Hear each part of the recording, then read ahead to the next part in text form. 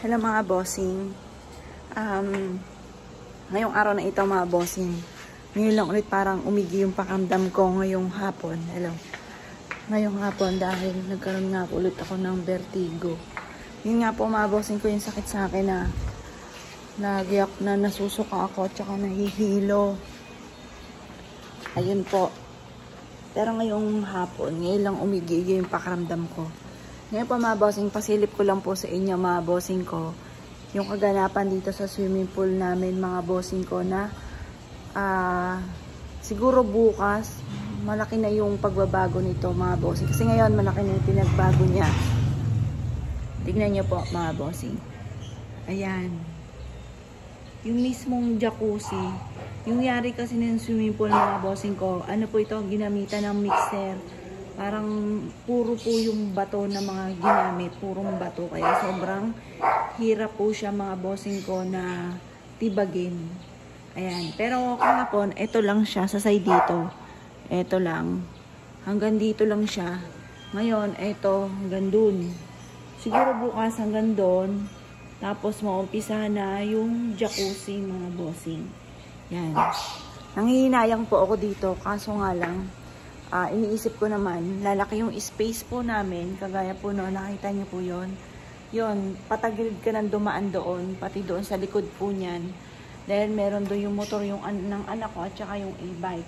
Ngayon, kapag ka ito wala na po ito, kasi bira naman po ito magamit, mapaparking po siya dito ng ayos. Tapos, hindi po kami kakabakaba nga po sa aso namin na baka malunod uli kasi may nalunod na po ditong aso. Kaya pagpasensyahan nyo na po sa mga bossing na dapat magla-live ako ngayong araw na ito sa Facebook. Hindi ako nakapag-live.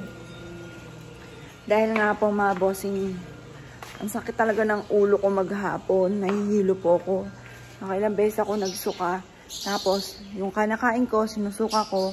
Tapos, ang ginagawa ko, nung uminom ako ng gamot, unti-unti ulit ako kumakain kasi pag may diabetes po kayo, tapos nagugutom kayo, nahihilot na susuka. Kaya ginagawa ko, unti-unti akong nakain. Ayan, lakas ng loob ko, nahihilo pa ako, pero dito ko dumaan, mga bossing ko sa bakal. Oh. Ayan, dumaan tayo dito sa bakal. Baka tayo ayan, naputol na to. Nadanggi ito ng mga tao. Ayan. Yan po mga bossing ko ang kaganapan sa swimming pool namin mga bossing. Konting kembot na lamang. Tingin ko bukas madadali na itong jacuzzi kasi mahirap daw po talaga. Talagang napakatigas daw po talagang tibagin. Kaya yan. Pero yung pinakahawakan, ayun yung hawakan sa swimming pool. Wala na po siya. O yun. Tapos bukas tatabunan na po ito ng lupa. Bukas darating yung dump truck ng lupa. Tatabunan na po siya dyan. Yan. Diyan naglalakad-lakad ako kasi nga po maghapon na nahilo po ako at nagsuka mga bossing yung katsurahan ko. Diyos ko. Eto mga bossing, eto yung nagpapasaya sa akin ng sobra. Bukod sa aking anak, tingnan nyo pa mga bossing ko, yung aking kalamansi. Oh, tignan nyo po, napakaraming bulaklak mga bossing. Oh, wala kayong ano dyan mga bossing ko, lahat meron. Ultimo sa mismong katawan po niya, may bulaklak mga bossing yan. Oh. Sa mismong katawan po niya, yan yung katawan, oh. May bulaklak po siya. Ha, diba? Bongga mga bossing. Ang dami niyang bulaklak.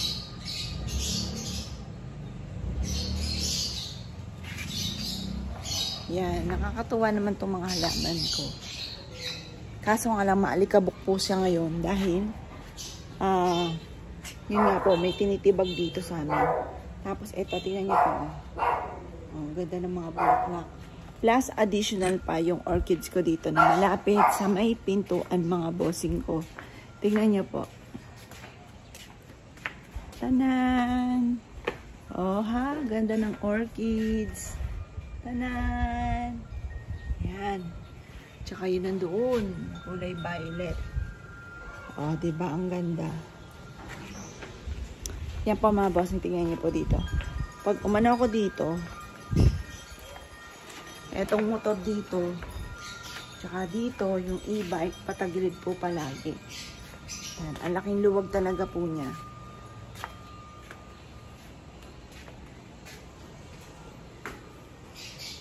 Yan. Ito yung matagal namin pinapangarap mga bossing ko nila Jovelyn. Kapag nagkukwentuhan kami, mabibili namin tong katabing lupa, tapos tatayuan namin ng swimming pool. Ayun po, kami po nila Jovelyn, pangarap po namin ito. Kaso nga lang mga bossing ko, yung nag-iisa na lang po ngayon si Justin. Kaya wala rin namang thrill kung siya lang lagi ang naglalangoy dito, kami lang. Parang nalulungkot lang din po kami mga bossing kapag naalala namin si ate. Kaya magsuswimming na lang siguro kami sa iba kapag magsuswimming po kami. Yan, gagawin na lang namin siyang parking para malaki-laki po dito. Nakatawa yung rosas mga bossing. Ngayon na pag-aralan ko sa mga halaman, huwag po kayong manghinayang na magputol. Yan, kasi para sibulan po siya uli. Kasi dati nanghihinayang ako na magputol. Ngayon, para kung gusto yung lumago, nakita niyo po yung kalamyas na yon. Pinutulan ko po yun doon. Kasi taas lang siya ng taas na payat. Ito nga plano ko to putulan ito eh. Rambutan po ito. Para lumago po siya. Kasi ganyan na siya. Lalago lang siyang ganyan. Kailangan putulan para magkaroon ng ganong mga dahon. Ayan. Ngayon po, magtitrim lang po ako ng halaman. Kuha ako ng gunting at magtitrim ako ng halaman.